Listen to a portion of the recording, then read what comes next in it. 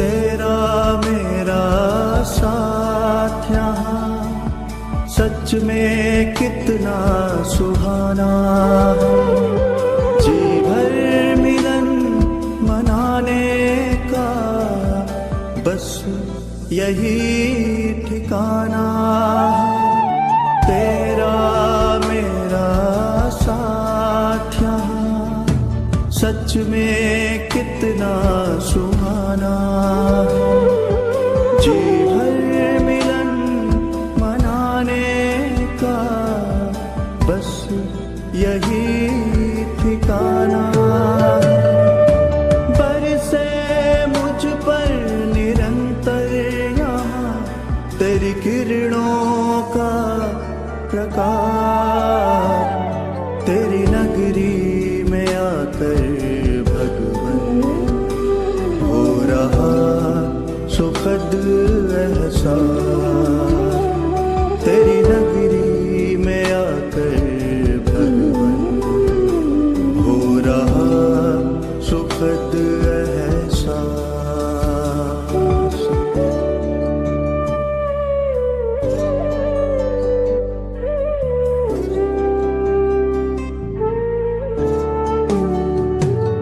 तेरी किरणें मुझको बना रही, तेरे जैसा शक्तिवान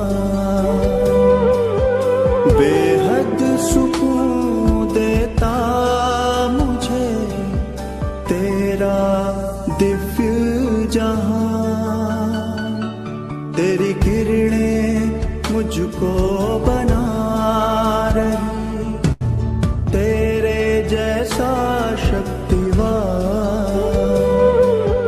बेहद सुकून देता मुझे तेरा दिव्य जहां।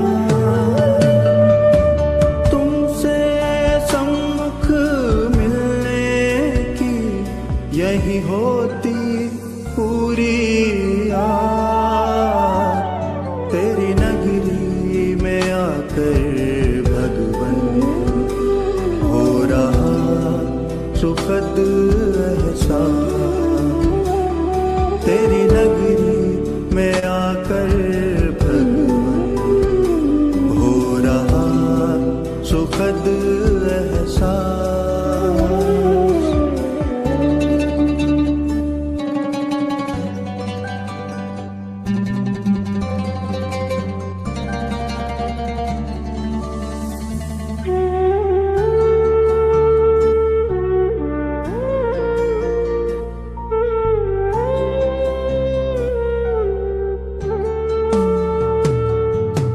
तेरी किरणों का चल भगवन लगता बड़ा ही प्यारा। तू चमके जैसे सूरज यहाँ, मैं चमकूं जैसे तारा। तेरी किरणों का चल भगवन लगता बड़ा ही प्यारा। तू चमके जैसे सूरज यहाँ, मैं चमकूं जैसे तारा। तेरे असीम स्नेह का हो रहा आभास। तेरी नगरी में आकर भगवन हो रहा सुखद एहसास। तेरी नगरी में आकर भगवन हो रहा सुखद एहसास।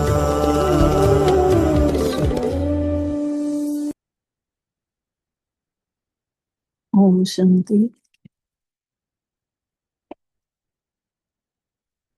महसूस कयूं परमात्मा सां अटूट प्यार। असांजी सोच में भी बाबा, असांजे वाणीअ में भी बाबा जा महावाक्य ऐं कर्मनि में भी बाबा गॾु आहिनि। ईअं अनुभव कंदे मिठड़े बाबल जी मिठड़ी वाणी ॿुधंदासीं। अॼु जी तारीख़ आहे 8 अगस्त 2025। अॼु परमात्मा असां आत्माउनि जे लाइ चवनि था, मिठड़ा ॿार हमेशह इन्हीअ ख़ुशीअ में रहो कि असां 84 जो चक्कर पूरो कयो अथसीं। इहा ख़ुशी हुजे कि असां 84 जो चक्कर पूरो लॻायो अथसीं। वञूं था पंहिंजे घर, बाक़ी थोरा ॾींहं हे करम भोग आहे। बाक़ी थोरा ॾींहं बचियल ॾींहं हे करम भोग जेको हले थो, कंहिंसां कुझु हले थो, कंहिंसां कुझु, कंहिंसां तन जी बीमारियूं थियूं हलनि गॾु, कंहिंसां मन जी परेशानी थी हले गॾु, त कंहिंसां धन जी तकलीफ़ आहे। अॼु बाबा प्रश्न पुछनि था, विकर्मा जीत पाप कर्मनि खे जीतण वारे ॿारनि खे पाप कर्मनि खां बचण लाइ कहिड़ी ॻाल्हि ते ॾाढो ज्यादा ध्यानु ॾियणो आहे। जंहिं पाप कर्मनि खे जीते वरितो आहे, विकर्म जेके करे आयासीं उन खे जीते वरितो अथसीं, उन्हनि ॿारनि खे ॿिया अॻिते न थियनि असांजा पाप कर्म, उहे उन्हनि ॿारनि जे लाइ बाबा चवनि था कहिड़ी ॻाल्हि जो ॾाढो ॾाढो ध्यानु ॾियणो अथव। उत्तर में चवनि था, जेके सभिनी विकर्मनि जी जड़, पाप कर्मनि जी जड़ आहे शरीर जो अभिमान, उन्हीअ देह अभिमान में कॾहिं न अचूं, इहो ध्यानु रखूं। इन्ही जे लाइ बार बार पंहिंजो पाण खे आत्मा सम्झी परमात्मा खे यादि करणो आहे। सुठे ऐं बुरे जो फल ज़रूर मिलंदो आहे। सुठो कंदासीं त सुठे जो फल बि सुठो मिलंदो, बुरो कंदासीं त बुरे जो फल बि बुरो भोगणो पवंदो। आख़िरीअ में विवेक खाईंदो आहे। विवेक बुद्धीअ जे अंदरि हूंदो आहे, उहो आख़िरीअ में गवाही ॾींदो आहे कि तूं काथे काथे कहिड़े हुन में पाप कये, कहिड़े समय में। आख़िरीअ में सॼो लेखो जोखो अखियुनि जे साम्हूं घुमंदो आहे। त हिन जन्मनि जे पापनि जो बोझ हल्को करण लाइ भॻवान खे सभु कुझु सच सच ॿुधाइणो आहे। ओम शांति। वॾे खां वॾी मंजिल आहे यादि जी। घणनि खे छड़ो ॿुधण जो शौक़ु हूंदो आहे, ज्ञान खे सम्झण त ॾाढो सवलो आहे। 84 जे चक्कर खे बि सम्झणो आहे। स्व जो दर्शन, पंहिंजे पाण खे आत्मा ॾिसंदी रहे कीअं 84 जो चक्कर लॻाए आई आहे। घणो कुझु बि कान्हे। तव्हां ॿार सम्झो था कि असां सभु स्वदर्शन चक्रधारी ठही विया आहियूं। स्व जो दर्शन कंदे था रहूं आत्माऊं। स्वदर्शन चक्र सां कंहिंजो गलो नथा कटियूं। शास्त्रनि में लिखायो अथई न, असुरनि जो अकासुर जो बकासुर जो गलो कटियूं। इहो गलो नाहे कटणो। जीअं श्री कृष्ण खे ॾेखारियो अथऊं, हाणे हे लक्ष्मी नारायण जा 2 रूप आहिनि। छा उन्हनि खे स्वदर्शन चक्र आहे? बाबा पुछनि था, पोइ श्री कृष्ण खे चक्र छो ॾेखारियो अथऊं? हिकु किताब कढनि था जंहिंमें श्री कृष्ण जा अहिड़ा अहिड़ा ॾाढा घणा चित्र ॾेखारनि था। परमात्मा पिता शिव बाबा अची करे असां आत्माउनि खे योग सेखारनि था, राजयोग। न कि इन चक्कर सां असुरनि जो घात कनि था। बाबा चवनि था राजयोग सेखारनि था, लेकिन घात नथा करनि असुरनि जो। असुर उन्हनि खे चइबो आहे जंहिंजो आसुरी स्वभाव आहे। कोई चवंदा आहियूं न रावण वांगुरु रड़ियूं थो करे, कोई चवंदा आहियूं न जिन्नो आई छा जे एॾो चिखे थो। त इहे सभु आहिनि विकार। बाक़ी माण्हू त माण्हू ई आहे न। ईअं न कि स्व जो दर्शन चक्र फेराईंदे फेराईंदे सभिनी खे मारींदा, ईअं त कंदा कोन। भॻतीअ में छा छा चित्र वेही ठाहे छॾिया अथऊं। राति ॾींहं जो फ़र्क़ु आहे। तव्हां ॿारनि खे हिन सृष्टिअ जे चक्कर ऐं सॼे संसार जे नाटक खे, ड्रामे खे ॼाणणो अथव। छोकी सभु एक्टर आहिनि, उहे त ॾिसो हद जा एक्टर जेके ड्रामे खे ॼाणनि था। ऐं हे आहे बेहद जो ड्रामो। जेको हो पिक्चर हूंदी आहे उहा 3 कलाके जी पिक्चर हूंदी आहे, ऐं हीअ पिक्चर जेका आहे हीअ अनलिमिटेड पिक्चर आहे, 5000 साल जी, ऐं तुरंत वरी चालू बि थी वञे नई ॿीहर। हिन में डिटेल में न सम्झी सघंदा, उहे त 2 कलाकनि जो पिक्चर हूंदी अथनि, डिटेल में रोल बि ॼाणींदा आहिनि। पर हे त 84 जन्मनि खे ॼाणणो पवंदो आहे। भॻवान ने सम्झायो तंहिं कि मां ब्रह्मा जे रथ ते अचां थो पियो। ब्रह्मा जे शरीर में अची वियां थो। ब्रह्मा जा बि 84 जन्मनि जी कहाणी आहे न। कहाणी हुजणु घुरिजे जेका सभिनी खे ॿुधाए सघूं, पर माण्हुनि जी ॿुद्धीअ में इहे ॻाल्हियूं अची न सघंदियूं। इहो बि नथा सम्झनि कि 84 लख जन्म आहिनि या 84 जन्म आहिनि। बाबा चवनि था इहो बि नथा सम्झी सघनि। परमात्मा चए थो तव्हांजा 84 जन्म अथव, उन्ही जो मां सॼो डिटेल सम्झायांव थो कहाणीअ जे रूप में। अगरि 84 जा लख जो जन्म हुजनि हा त केतिरा साल मूंखे ॿुधाइण में ई लॻी वञनि हा। तव्हां त हिकु सेकेंड में ॼाणे था वञो।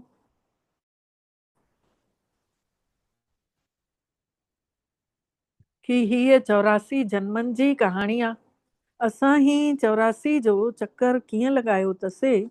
84 लख हुजनि त हिकु सेकेंड में थोरी सम्झी सघंदा आहियूं।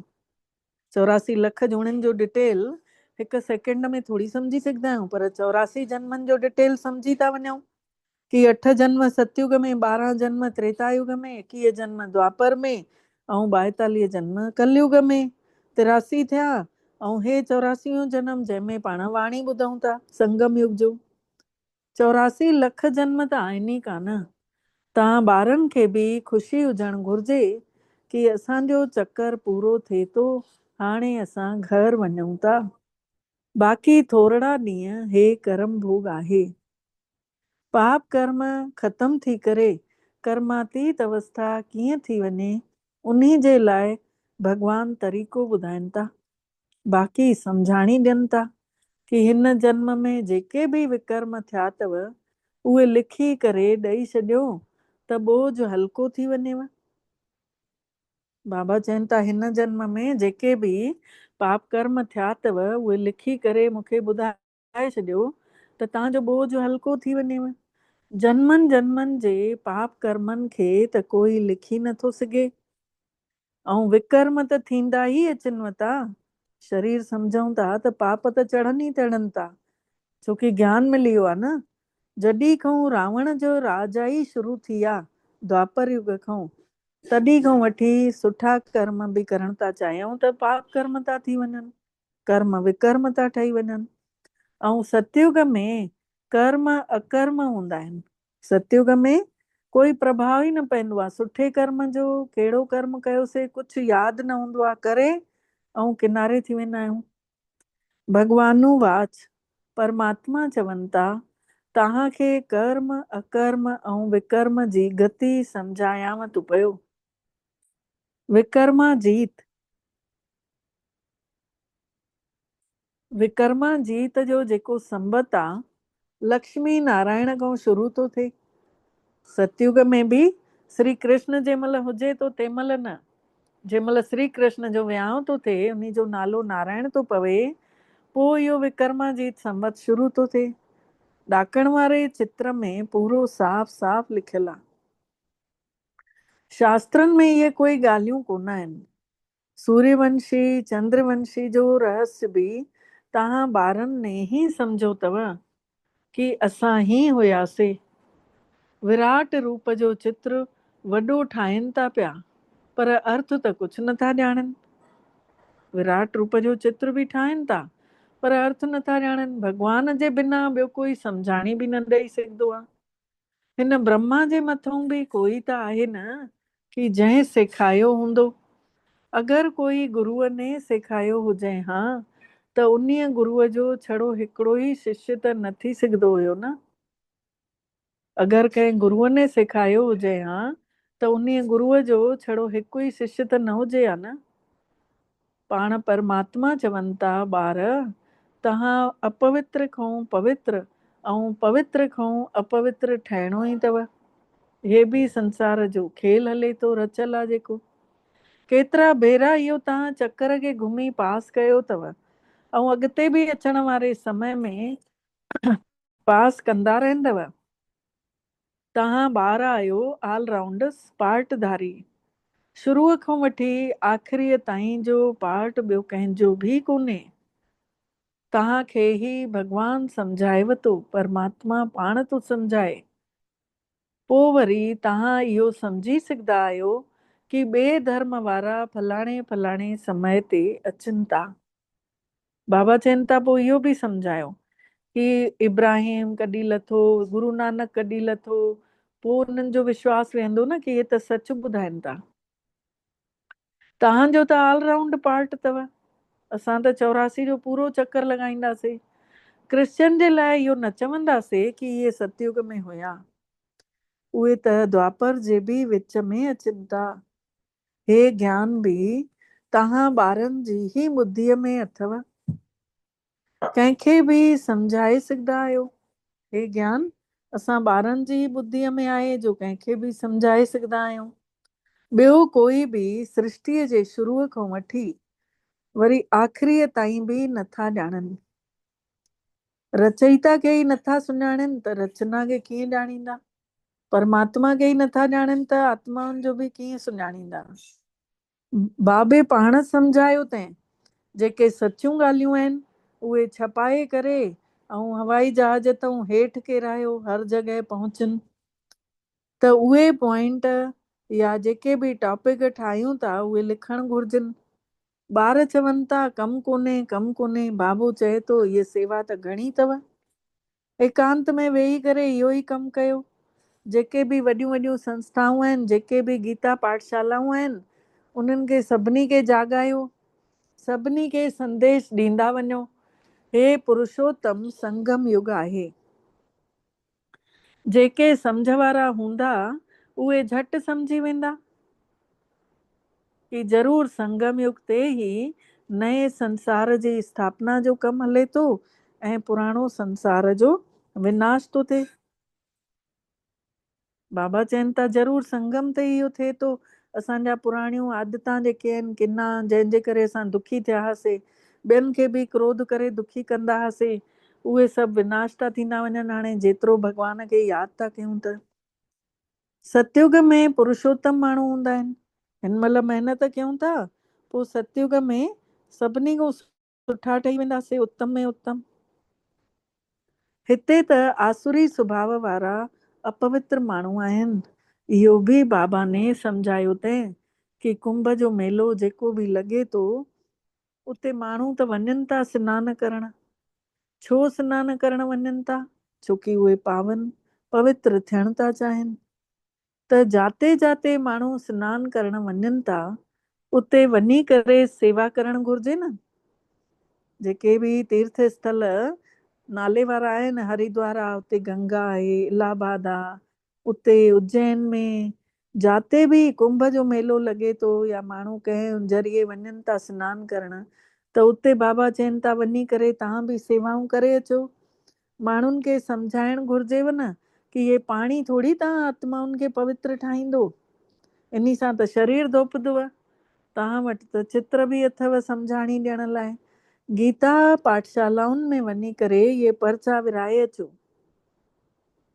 ॿार सेवाऊं घुरनि था, इहो वेही करे लिखो कि गीता जो भॻवानु परम पिता परमात्मा शिव आहे, न कि कृष्ण आहे।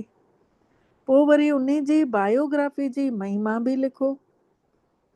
उन्हीं जो पूरो डिटेल बि लिखो, श्री कृष्ण जो।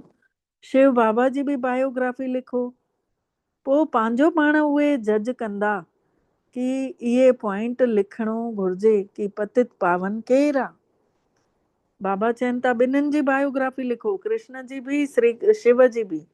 पोइ पंहिंजो पाण उन्हनि जे मन में ईंदो कि सही छा लिखणु घुर्जे, पतित आत्माउनि खे पावन ठाहिण वारो केरु। वरी शिव ऐं शंकर जो भेद बि ॾेखारणो अथव। बाबा चवनि था ॿिन्हिनि जो अंतर ॾेखारियो कि शिव अलॻि आहे, शंकर अलॻि आहे।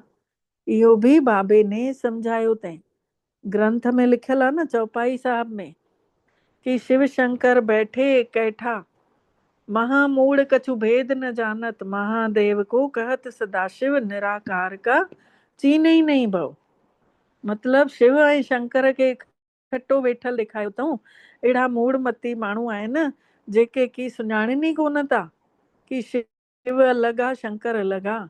महादेव को कहत सदाशिव, शंकर खे ई सदाशिव था चई छॾनि, और निराकार खे सुञाणनि कोन था। निराकार का चीन ही नहीं भव। इहो बि बाबा ने सम्झायो अथई। पूरे 5000 सालनि जो हे हिकिड़ो चक्कर आहे। सतयुग, त्रेता, द्वापर, कलयुग ऐं संगम युग। माण्हू 84 जन्म वठनि था, न कि 84 लख जन्म।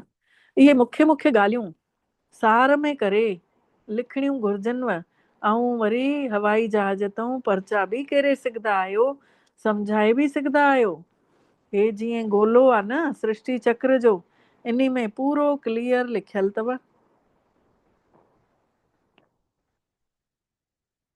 कि फलाणे फलाणो धर्म फलाणे फलाणे समय ते अची ठहे थो पियो।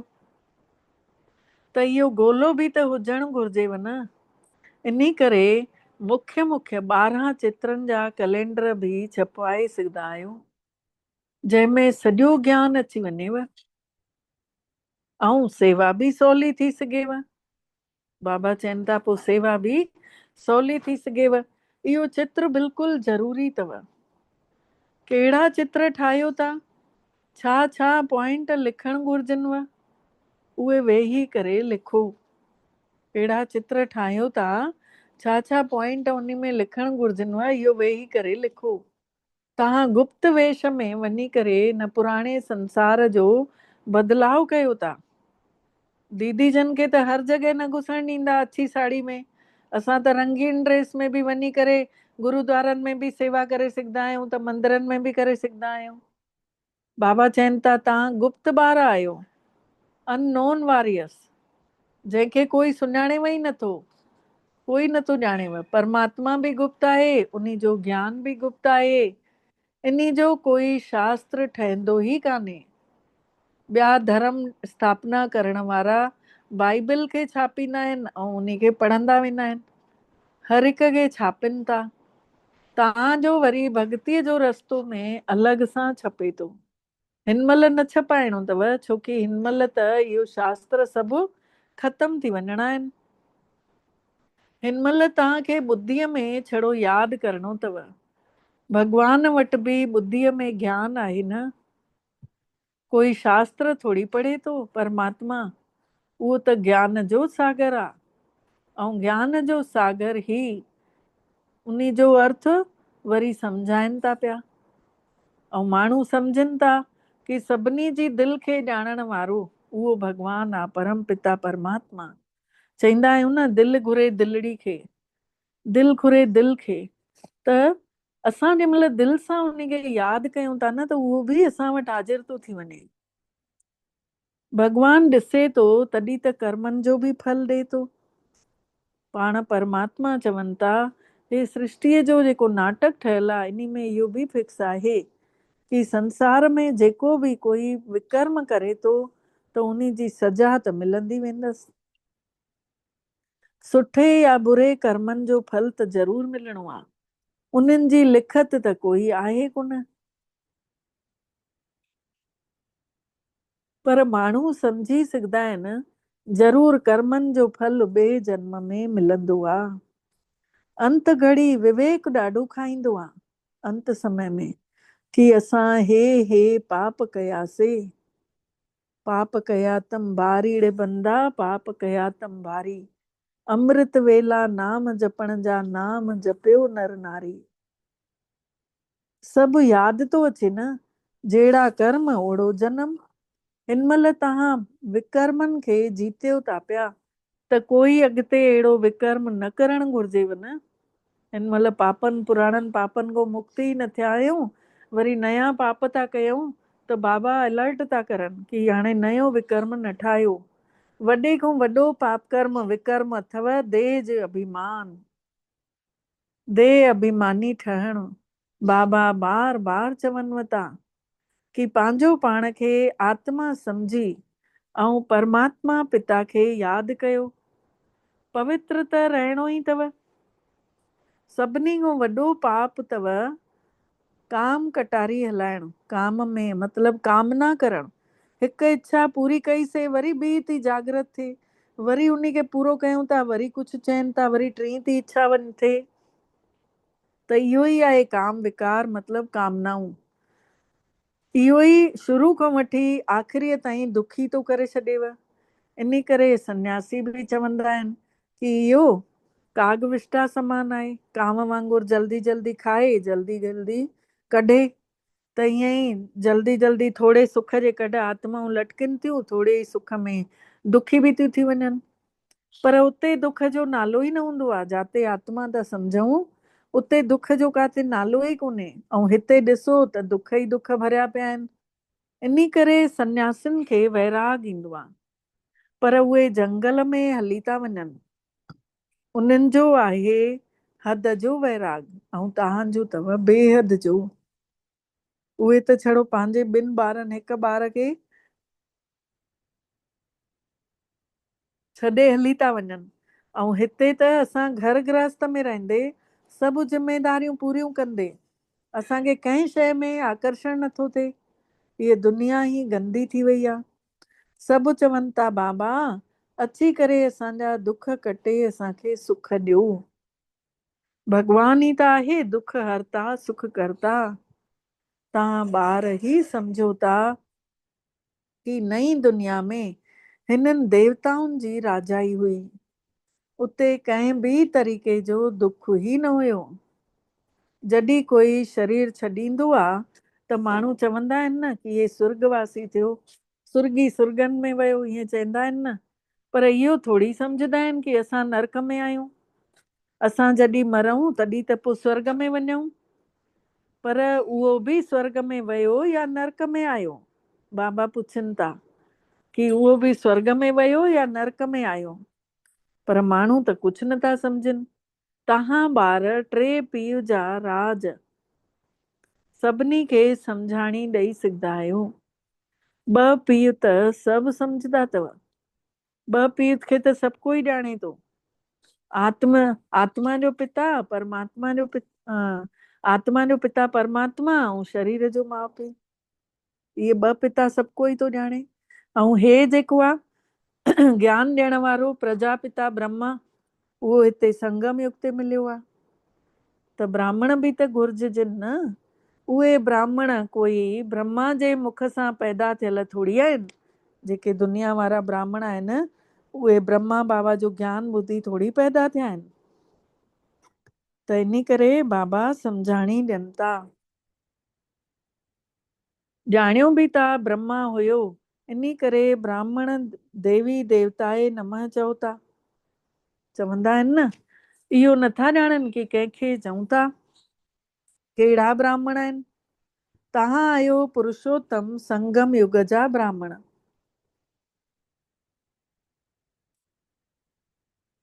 ऐं उहे आहिनि कलयुगी ब्राह्मण। इहो ई चवनि था कहिड़ो ब्राह्मण? बाबा चवनि था उहे ई चवनि था कहिड़ा ब्राह्मण? तव्हां आहियो पुरुषोत्तम संगम युग जा ब्राह्मण। असां सभु आहियूं संगम युग जा ब्राह्मण। न सुठा ॾाढा ठहिया आहियूं, न ॾाढा बुरा आहियूं, असां विच जा आहियूं।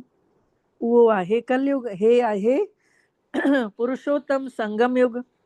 जॾहिं तव्हां माण्हूअ खां देवता ठहो था, देवी देवता धर्म जी स्थापना थी रही आहे।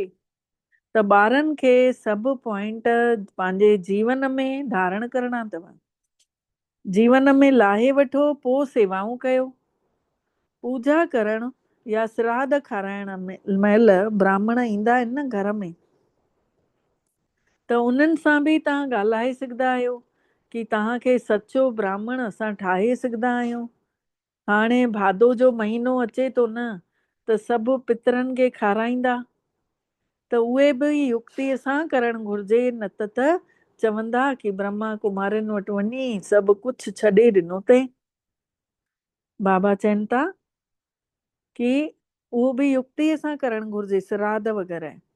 मतिलबु इहो चवणु घुरिजे घर वारनि खे कि असां श्राद्धनि जे बाबा जेको बि जंहिंजो बि जेके वॾा गुज़ारे विया आहिनि उन्हनि जे नाले ते असां भोग लॻवाए सघंदा आहियूं सेंटरनि में। विस्पति जे ॾींहुं या उन्हनि 15 ॾींहंनि में ज़रूरु श्राद्धनि पितरनि जे निमित्त भोग लॻंदो आहे सेंटरनि में। या जंहिंजी तबियत ठीकु कान्हे या जेको बीमारियुनि सां जूझे थो, मुक्ति न थिए थी, उन्हनि सभिनी खे बाबा चवनि था युक्तिअ सां तव्हां उन्हनि जे घर जा पैसा लॻवायो त उन्हनि जो मन ओॾे खिचजंदुनि। चवंदा आहिनि न, या जहां तुम्हारा धन होगा वहीं तुम्हारा मन होगा। अरे शिव की याद रहेगी तो तॾहिं इहो थींदो। त इहो बाबा चवनि था युक्तिअ सां बाबा खे यादि करे कयो, न त चवंदव कि ब्रह्मा कुमारियुनि वटि वञी ऐं सभु कुझु छॾे ॾिनो अथई, कोई ॾिण वार करे ई कान थी।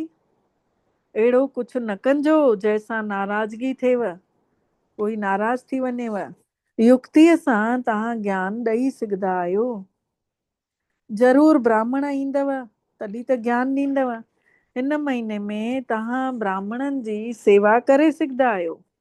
राखीअ ते निकिरंदा न ब्राह्मण ॿधण, असां बि ब्राह्मण निकिरंदासीं, हो बि निकिरंदा।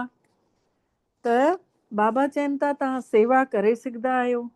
तव्हां ब्राह्मण त ब्रह्मा जी औलाद आहियो। ॿुधायो तव्हां ब्राह्मण धर्म कंहिं ठाहियो? तव्हां उन्हनि जो बि भलो करे सघंदा आहियो घर वेठे।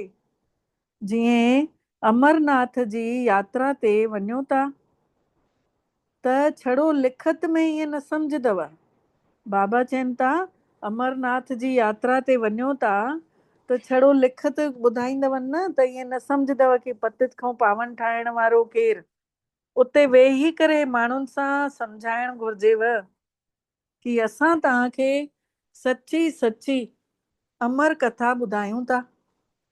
अमरनाथ त हिकिड़े खे ई चयो वेंबो आहे। अमरनाथ माने जेको अमरपुरी ठाहे, उहो आहे सतयुग।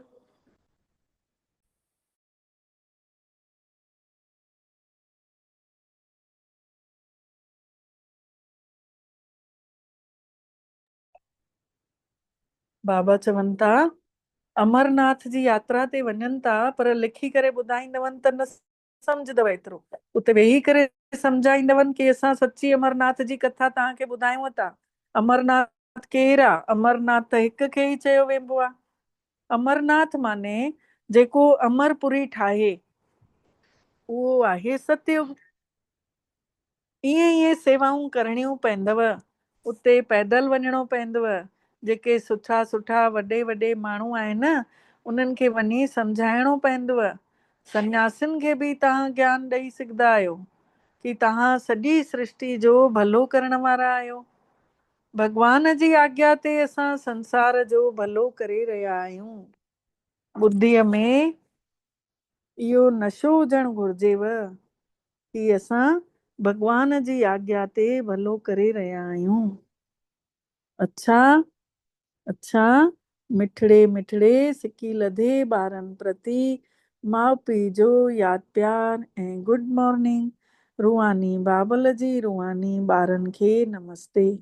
ऐं असां रूहानी ॿारनि जी बि रूहानी मिठड़े बाबल खे दिलि जो यादि प्यार गुड मॉर्निंग ऐं नमस्ते। मिठड़ा ॿार मिठड़ा बाबल नमस्ते। शुक्राना बाबल तव्हांजा बारंबार शुक्राना जे तव्हां असांखे पंहिंजो कयव ऐं असां सभिनी जो पदमा पदम भाग्य जाॻायव।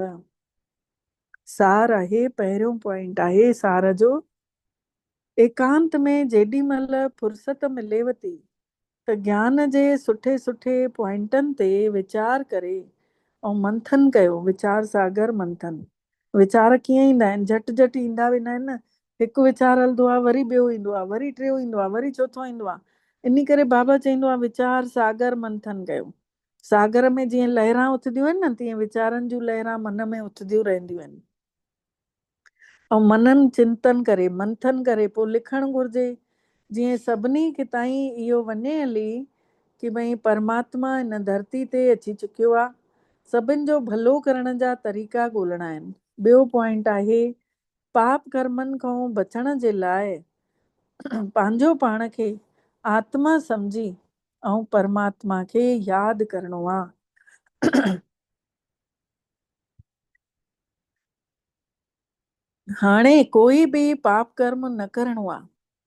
हिन जन्म जा कयल पाप कर्म भॻवान खे सच सच ॿुधाए छॾियऊं। हिन जन्म जा कयल रोज़ राति जो जेको बि असां सां थिए थो, कॾहिं बुरो थो थी वञे, कॾहिं सुठो थो थी वञे, सभु कुझु तेरा तुझको अर्पण कया लागे मेरा करे छॾियऊंसि। पोइ असांजे भाग जो जेको हूंदो उहो रखंदो थोरी। उहो असांजे भाग में जेको हूंदो मिलंदो।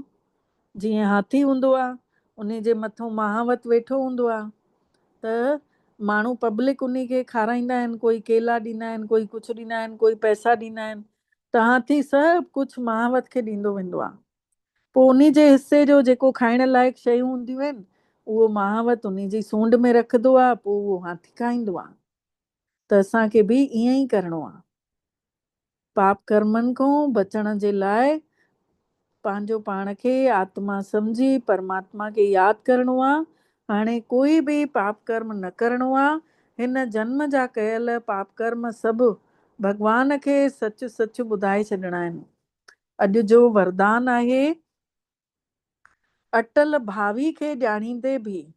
हीअ भावी जेका आहे, हले थो जेको ड्रामो, इन में हर शइ अटल आहे। असां कुझु न करे सघंदा आहियूं। सोचे सोच न हो वई जे सोचे लखवार। असांजे चवण सां कुझु न चेंज थी सघंदो आहे। जेको भॻवान ने रचे रखियो अथई उन्हीअ ते ई असांखे राज़ी रहणो आहे, उन ते ई हलणो आहे। त अॼु बाबा वरदान ॾियनि था। महसूस कयूं परमात्मा जो वरदान। ब्रह्मा बाबा जे तन में वेही भॻवान हिन धरतीअ ते आयो आहे। हिन सेवा स्थान ते अची असांजे साम्हूं बीठो आहे। महसूस कयूं सुंदर सुंदर किरणा परमात्मा जूं ब्रह्मा बाबा जे निर्णय पूरे घर में फैलजनि थियूं। घर जो चारों तरफ़ पवित्र किरणनि जी वर्षा थिए थी पई। महसूस कयूं पाण सभु वरदान खे इहा वर्षा वठदे वठदे मींहं परमात्मा जे शक्तिशाली बारिश में असां आत्माऊं भिॼंदे भिॼंदे बाबा जो वरदान ॿुधूं था। इहो वरदान असां पंहिंजे जीवन में आणींदासीं। अटल भावी खे ॼाणींदे बि सुठे कम खे प्रत्यक्ष रूप ॾियण वारा हमेशा समर्थ ठहो। अटल भावी खे ॼाणींदे बि सुठे कर्म खे प्रत्यक्ष रूप ॾियण वारा सदा समर्थ ठहो। सुठे सोच रखण वारा। डिटेल में बाबा ॿुधाइनि था नयो सुठो संसार ठहण जी भावी अटल हूंदे हुए बि भॻवान असांखे समर्थ भव जो वरदान ॾिए थो। उहे समर्थ भव वारा वरदानी ॿार छड़ो कर्म ऐं फल जे, महिनत ऐं प्रारब्ध जे, निमित ऐं निर्माण जे कर्म फिलासफ़ी आधार ते निमित ठही करे कमु करे रहिया आहिनि। मतिलब उन्हनि ॿारनि खे कॾहिं बि घमंड न अची सघंदो, देह अभिमान न ईंदो, छोकी उहे निमित ठही निर्माणता सां सेवा करे रहिया आहिनि। दुनिया वारनि खे उमेद न बि पई नज़र अचे, लेकिन असां चऊं था कि इहो कमु त केतिरा भेरा करे चुकिया आहियूं, हिन महिल बि थियल पियो आहे। छोकी स्व जो परिवर्तन, पंहिंजो पाण खे मटणु,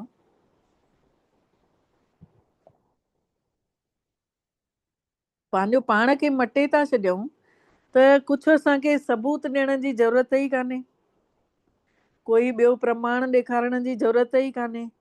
गॾु गॾु भॻवान जो कमु आहे त सफल त थियो ई पियो आहे। इहो सम्झी था हलूं कि परमात्मा जो कमु थो हले, उहो ॼाणे, उन जा कम ॼाणनि, सम्झो पोइ त सफल ई लॻा पिया आहियूं।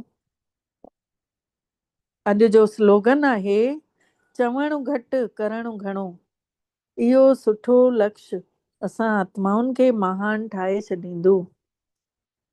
चवणु घटि ऐं करणु वधीक, इहो सुठो लक्ष्य असां आत्माउनि खे महान ठाहे छॾींदो। अॼु जो अव्यक्त इशारो आहे, भॻवान जे प्यार जा अनुभवी ठहो।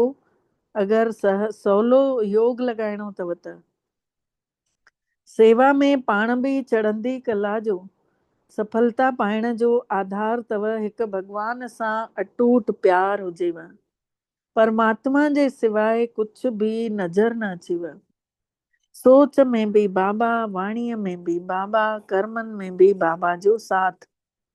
त अहिड़ी लवलीन स्थिति में रही करे हिकिड़ो शब्द बि ॻाल्हाईंदव त उहे प्यार जा ॿोल तव्हांजी आत्मा खे बि प्यार में ॿधी छॾींदा। भॻवान खे यादि कंदे कंदे कंहिंसां बि ॻाल्हाईंदासीं त इहो जादू करे छॾींदा। तॾहिं त चवंदा आहिनि न, ब्रह्मा कुमारियूं जादू कंदियूं आहिनि, छोकी उहे जन यादि में रही करे ॻाल्हाईंदियूं आहिनि कंहिंसां बि, त हर कंहिंखे प्रभाव पए थो। त उहे आत्माऊं बि भॻवान जे प्यार जी डोर में ॿधजियूं वेंदियूं। त अहिड़ियुनि लवलीन आत्माउनि जो हिकिड़ो बाबा शब्द ई जादूअ जो कमु कंदो। अहिड़ियूं जेके लवलीन आत्माऊं हूंदियूं, उन्हनि जो हिकिड़ो ई शब्द बाबा, इहो बि जादूअ जो कमु कंदो। अच्छा, ओम शांति। पंहिंजो पाण खे यादि ॾिवायूं, मां मास्टर सर्वशक्तिवान आत्मा आहियां। मां विजयी आत्मा आहियां। विजय मुंहिंजो जनम सिद्ध अधिकार आहे, छो जे मान सां गॾु हज़ार भुजाउनि वारो भॻवान आहे। उहो मुंहिंजो सचो साथी आहे। इन करे मुंहिंजी त जीत निश्चित आहे। महसूस कयूं मनी मन बाबा जो आह्वान कयूं था ऐं महसूस कयूं था बाबा असांजे साम्हूं अवतरित थी करे पंहिंजी नज़रुनि सां असां आत्माउनि खे निहाल करनि था। परमात्मा जी शक्ति असां आत्माउनि खे अंदरि प्रवेश थी करे ऐं धीरे धीरे असां चमकीला सितारा भॻवान जी शक्ति जूं किरणनि खे महसूस था कयूं। इहो तेजोमय प्रकाश असांजे अंग अंग में फैलजंदो थो वञे। असां आत्माउनि जी लाइट वधंदी थी वञे। पंहिंजो पाण खे शरीर खां अलॻि आत्मा महसूस कयूं। निरड़ ते चमकीलो सितारो महसूस कयूं। प्योर एनर्जी चारों तरफ़ फैलजंदी थी वञे। मां आत्मा मन ई मन पंहिंजो पाण खे प्रकाशित थींदे ॾिसां थी पई। मन ई मन अज्ञानता जो अंधारो मिटंदे ॾिसां थी। जीअं लाइट हाउस जी रोशनी परे परे ताईं वेंदी आहे न, अंधारे खे मिटाए छॾींदी आहे, तीअं ई मां हलंदड़ फिरंदड़ चैतन्य लाइट हाउस आहियां। मां आत्मा हर हिक आत्मा जी मनोकामना पूरी करण वारी आहियां। महसूस कयूं सुख शांति ख़ुशी हर हिकु गुण असांखे बि अनुभव थिए थो। असां सां गॾु जेके आहिनि उन्हनि खे बि अनुभव थिए थो। पंहिंजो पाण खे चमकीली ज्योति महसूस कंदे अजर अमर अविनाशी मां आत्मा पूरे शरीर में परमात्मा जो प्रकाश ॾिसां थी। मुंहिंजो अंग अंग शक्तिशाली थींदो थो वञे। महसूस कयूं असां सभिनि जो ललाट चमकीलो थी वियो आहे। इहा ऊर्जा असां सभिनी जे शरीरनि जी बीमारी खे ख़तम थी कंदी वञे। सभु समस्याऊं मिटजंदियूं थी वञनि। महसूस कयूं पाण आत्माऊं पूरी तरह सां ऊर्जा सां भरिजी चुकिया आहियूं। शरीर जा हिकु हिकु अंग अंदर ई अंदर खुलंदो थो वञे। अनुभव कयूं गर्दन वटि जेको सूर हूंदो आहे सभिनी खे, शोल्डर पेन, उते ॾिसो भॻवान जूं किरणा पहुची वियूं आहिनि। पूरा ॿई कंधा, हिकु हिकु नस नस खे परमात्मा जी शक्ति मिले थी। ॿई कंधा रिलैक्स था थियनि। महसूस कयूं कंधनि खां पोइ धीरे धीरे इहो प्रकाश असांजे दिलि में भरिजे थो। भॻवान जो सचो प्यार असांजी दिलि में वेहंदो थो वञे ऐं मुंहं मां मिठा लफ़्ज़ था निकिरनि। हिन पूरे शरीर जी अकड़नि ख़तम थी थींदी वञे। पूरो शरीर अंदर ई अंदर हल्को थी चुकियो आहे। फोकस कयूं पंहिंजे श्वासनि जे मथां। महसूस कयूं असांजूं श्वासां धीरे धीरे ख़र्च थी थियनि।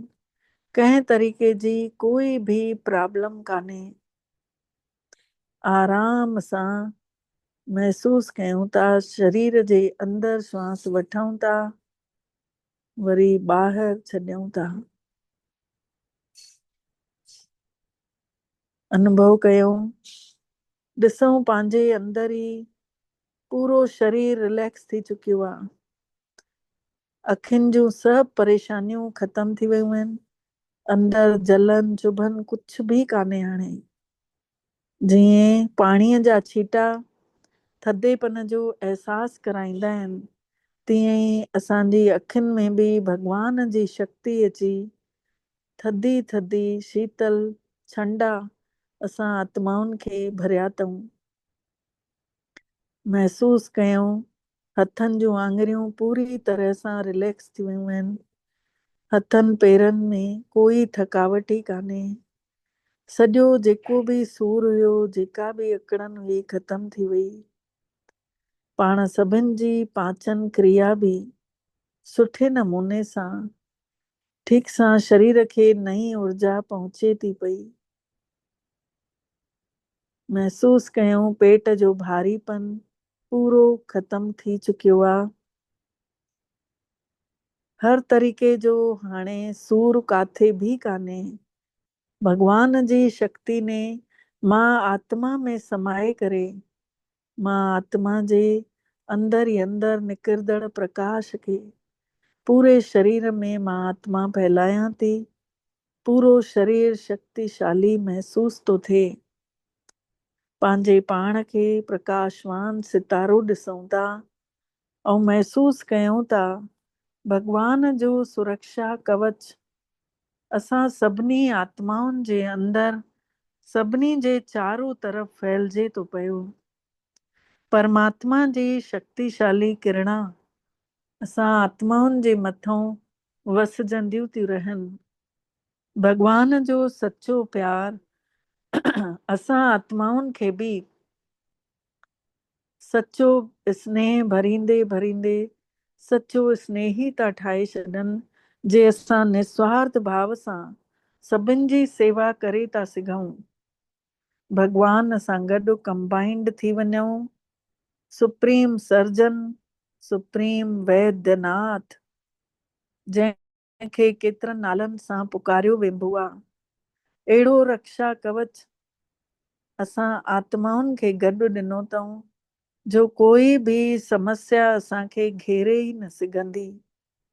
मां आत्मा परमात्मा जी शक्तियुनि खे पंहिंजे अंदर समाए पंहिंजो पाण खे शक्तिशाली निरोगी काया वारी महसूस थी कयां। जंहिंजो साथी आहे भगवान, उन्ही खे छा कंदो आंधी, छा कंदो तूफान। जंहिंजो साथी परम पिता परमात्मा, उन्ही जूं सभु परेशानियूं पंहिंजो पाण ख़तम थियणियूं आहिनि। ऐं मां आत्मा सचो सुख, सची शांति जो एहसास थी कयां। मां परम पवित्र आत्मा आहियां। अनुभव कयूं, परम पवित्र आत्मा निरंतर प्रकाशित ऐं पंहिंजे ई निरड़ ते वेठल भगवान खे टकटकी नज़र लॻाए ॾिसूं था, हिकु करो निहारियूं था। निहारींदे निहारींदे परमात्मा जी सुनहरी सुनहरी किरणनि सां असां सभु हिन घर में वेठे वेठे भरपूर था थींदा वञूं। अनुभव कयूं, पंहिंजो पाण खे निरड़ ते वेठे वेठे बाबा खे शुकराना चऊं था। मिठड़ा बाबल जा ॾाढा ॾाढा शुकराना जे तव्हां असांखे पंहिंजो कयो अथव ऐं असां सभिनि जो पदमा पदम भाग्य जाॻायो अथव। ओम शांति, ओम शांति, ओम शांति। तव्हां सभिनि ब्राह्मणनि फरिश्तनि जो बि दिल सां शुकरानो। सभिनी खे ओम शांति। अॼु जी वाणी आहे, साकार में रहंदे लाइट माइट रूप ठाहिण लाइ अंतर्मुखी ठहो। साकार में रहंदे लाइट ऐं माइट हल्को स्वरूप हिन देह में रहंदे पंहिंजो पाण खे हल्को करण लाइ पंहिंजो पाण खे आत्मा ॾिसूं, अंतर्मुखी थी वञूं।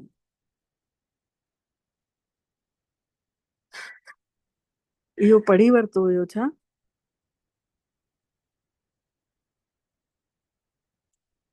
हा, इहो पढ़ी वरितो हुयो।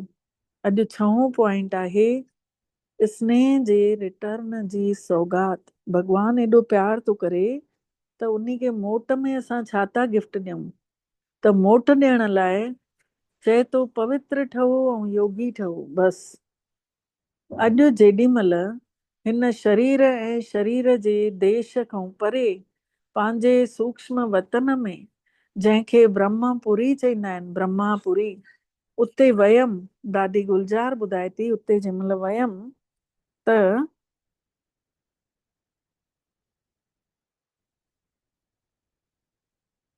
भगवान ने हिकिड़ो सीन ॾेखारियसि दादी खे। ॾाढी वॾी हिकु भीड़ ॾिठई। उन्ही में ॾिठई कि कोई टिकेटां विराहे थो पियो ऐं हर कोई कोशिश करे थो कि असांखे बि टिकेट मिले। लेकिन थोरे समय में ॾिठई कि काई काई टिकेट मिली कंहिंखे कंहिंखे, ऐं कोई कोई त टिकेट खां रहिजी विया, कंहिंखे कंहिंखे मिली ई कान। पोइ छा कयो थियो? जंहिंखे टिकेट मिली उहे अंदर ई अंदर मुस्कुराइनि पिया दिल ई दिल में, ऐं जंहिंखे न मिली उहे हिक ॿिए खे ॾिसनि पिया। उहा टिकेट त काथूं जी हुई? उन्ही ते वरी ॿियो सीन ॾेखारियईं बाबा ने कि इहो ॾाढो सुहिणो हिकिड़ो दरवाजो खुलियो अचानक सां, ऐं जंहिं वटि टिकेट हुई उहे दरवाजे जे अंदर हली विया, ऐं जंहिं वटि टिकेट न हुई उहे वॾे पश्चाताप सां ॾिसनि पिया कि असां नथा वञी सघूं। उन्ही दरवाजे ते लिखियल हुयो स्वर्ग जो द्वार, स्वर्ग जो रस्तो। बाबा ने रहस्य ॿुधाएं,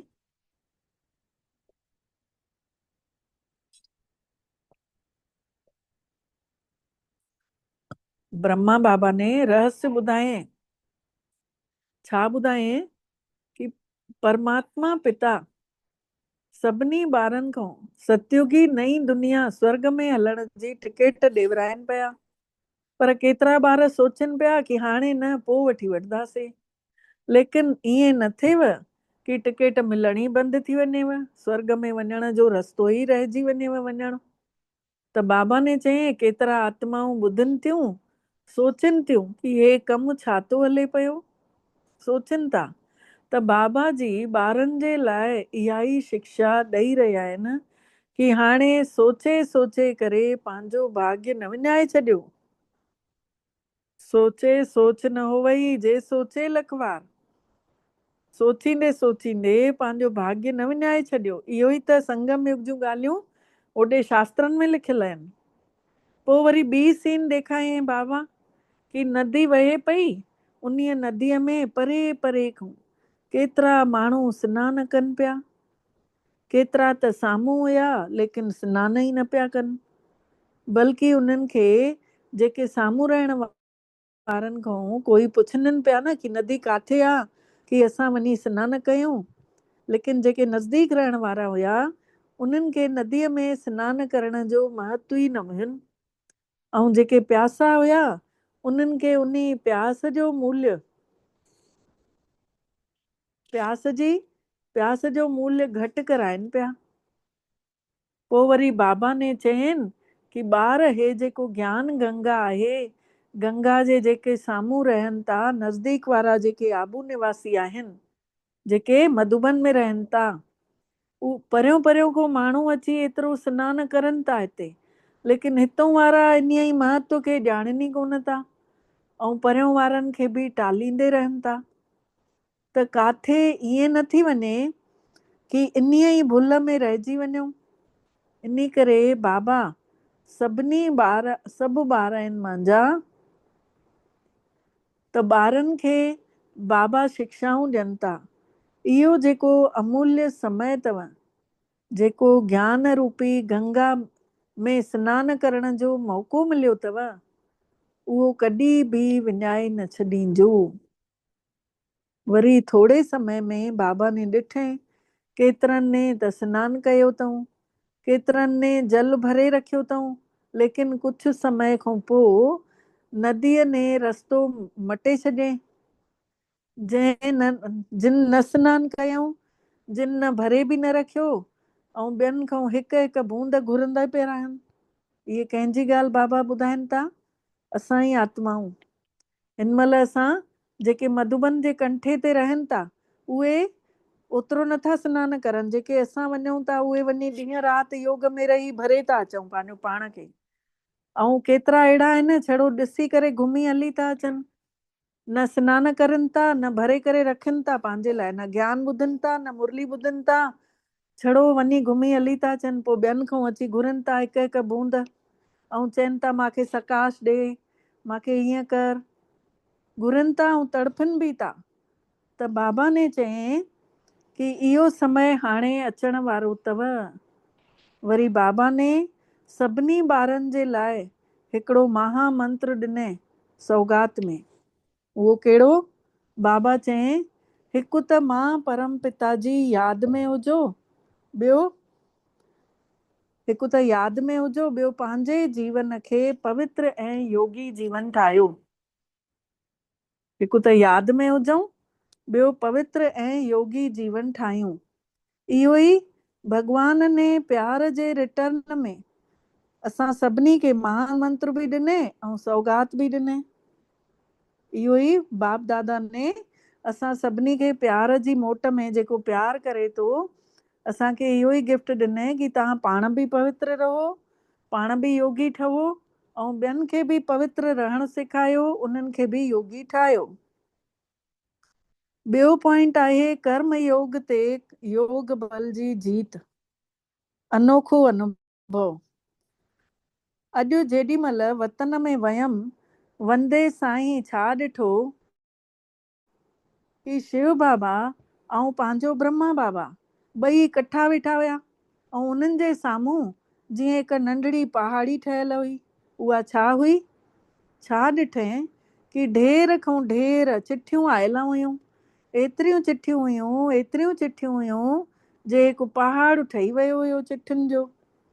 जीअं ई मां उते पहुतमि त ब्रह्मा बाबा ने असांखे ॾिठईं ऐं चयईं कि ईशू काथे आहे? एतिरियूं चिठियूं कठियूं थी वियूं आहिनि। ईशू दादी जे लाइ पुछईं कि उहा काथे आहे, छोकी उहा ई चिठियुनि जा उत्तर ॾींदी हुई न बाबा जेॾी महिल हुया। त इन करे बाबा उन खां पुछनि पिया। त मां चयमि बाबा मां आई आहियां। दादी गुलजार चयसि बाबा मां आई आहियां। त बाबा ने चयईं कि ईशू ॿार खे बि गॾु वठी आई आहीं न, ॾिसजांइ ईशू ॿार मां 2 मिंटनि में एतिरा सभु चिठियूं पूरियूं करे छॾींदुमि। बाबा चइनिसि था। शिव बाबा साक्षी थी करे मुस्कुराइनि पिया। ईशू ॿार चएसि थी बाबा खे, ईशू दादी चएसि थी कि भई मां 2 मिंटनि में सभु चिठियूं पढ़ी पूरियूं करे छॾंदमि। शिव बाबा उन्हनि खे ॾिसी करे साक्षी थी करे मुस्कुराइनि पिया। एतिरे में ॾिठऊं कि ईशू भेण, ईशू दादी बि उते अची वई। ईशू जो चेहरो बिल्कुलु शांत हुयो, दादीअ जो चेहरो शांत हुयो। बाबा ने चयईं ॿार छा सोचे रही आहीं? अॼु त तोखे चिठियुनि जो जवाबु ॾियणो अथई। उन्ही महिल ई जीअं साकार वतन पूरो नज़र अचण लॻो। मम्मा ॾिसण में अचण लॻी कि मम्मा साम्हूं बीठी हुई। एतिरे में ई शिव बाबा ने ब्रह्मा बाबा खे चयईंसि कि तूं काथे आहीं? वतन में वेठो आहीं? पोइ वरी 1 सेकेंड में ई रूप मटिजी वियो। पोइ बाबा ने कुझु चयईं न, हिकदमि शांती छाइजी वई, डेड साइलेंस।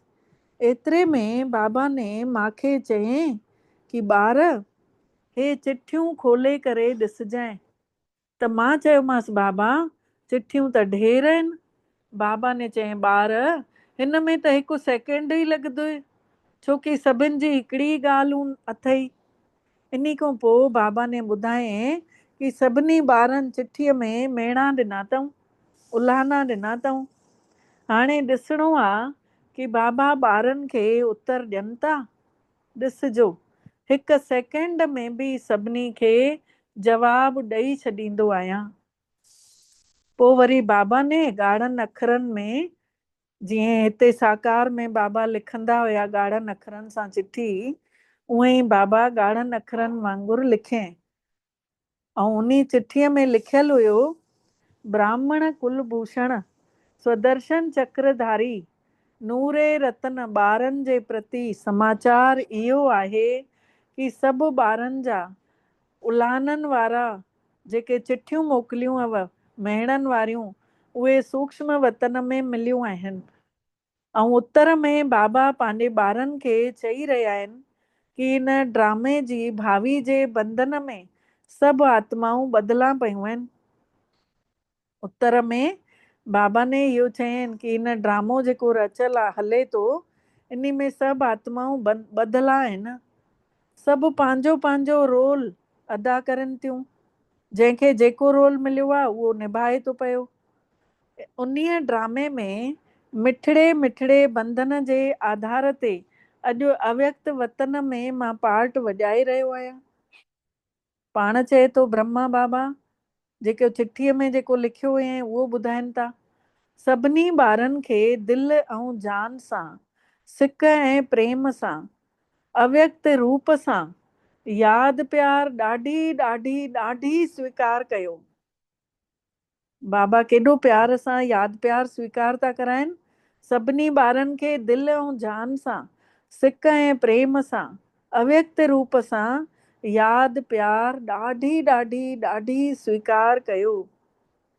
त असां ॿारनि जी बि सिक ऐं प्रेम सां अव्यक्त रूप में पंहिंजो पाण खे ॾिसूं, सूक्ष्म वतन में बाबल मिठड़े खे यादि प्यार ॾियूं था, दिलि सां झुकी करे चऊंसि था, निर्माणता सां। जीअं बाबे जी स्थिति आहे उहे ॿारनि खे स्थिति रखणी आहे। बाबा ने चिठीअ जो जवाबु इहो ॾिनो अथऊं कि जीअं ॿारनि जी स्थिति आहे उहे ॿारनि खे बि, जीअं बाबा जी स्थिति आहे उहे ॿारनि खे बि स्थिति ठाहे रखणी आहे। इहो हुयो बाबा जो चिठी जेका ॿारनि जे लाइ उत्तर ॾिनो हुयऊं।